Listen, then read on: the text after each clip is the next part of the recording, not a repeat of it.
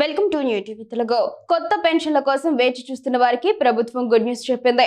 Budget లో చేసిన ప్రకటనకు అనుగుణంగా కొత్త పెన్షన్ల మంజూరు ప్రక్రియపైన కసరత్తు మొదలు పెట్టింది.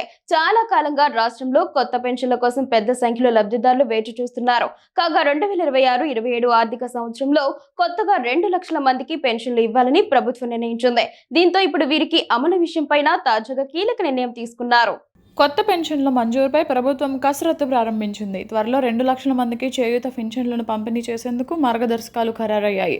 2026-27 ఆర్థిక సంవత్సరంలో కొత్తగా 2 లక్షల మందికి చేయూత పథకం ద్వారా నెల పెన్షన్లను అందించనున్నట్లు ప్రభుత్వం ప్రకటించింది. రాష్ట్రంలో తమ ప్రభుత్వం అధికారంలోకి వచ్చాక కొత్తగా 1,00,000 మందికి పెన్షన్లను మంజూరు చేశామని, వచ్చే ఆర్థిక సంవత్సరంలో 2 లక్షల పెన్షన్లను కొత్తగా జారీ చేస్తామని బడ్జెట్ ప్రసంగంలో బట్టి వెల్లడించారు.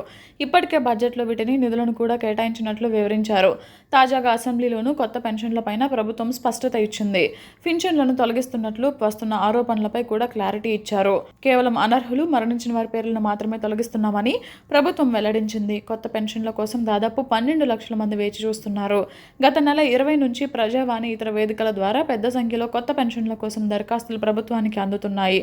గ్రామ సభల్లోనూ భారీగా దరఖాస్తులు వస్తున్నాయి. పెండింగ్లో ఉన్న దరఖాస్తులు దాదాపు 12 లక్షలు ఉండగా వీరిలో 2 లక్షల మందిని ఎంపిక చేయడం అధికార యంత్రాంగానికి సవాల్గా మారుతోంది. వృద్ధాప్య పెన్షన్ల కోసమే 4 లక్షల మంది దరఖాస్తు చేశారు. దీంతో వీటిని వడపోత కార్యక్రమం ద్వారా ప్రభుత్వ మార్గదర్శకాల మేరకు అర్హులైన వారికి గుర్తించే ప్రక్రియ ప్రారంభించారు. ఈ మేరకు జిల్లాల నుంచి కొత్త పెన్షన్ల కోసం వచ్చిన దరఖాస్తుల వివరాలను ప్రభుత్వం సేకరిస్తోంది. అర్హత ఉన్న వారి సంఖ్యపైన ఆరా తీస్తోంది. త్వరలోనే కొత్త పెన్షన్లు మంజూరు చేయాలని భావిస్తోంది. జూన్ 2వ తేదీ నుంచి కొత్తగా 2 లక్షల మందికి పెన్షన్ల పంపిణీ ప్రారంభించే అవకాశం ఉందని ప్రభుత్వం నిర్ణయించింది.